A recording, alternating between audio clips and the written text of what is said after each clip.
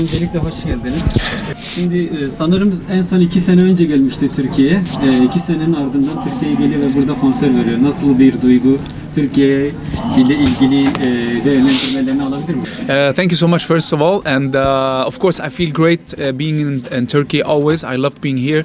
Even I haven't done concert for a while now, but I've been in Turkey, privately, and always love to be here. So and now first concert in Turkey since the Corona started. So I'm very excited, very happy.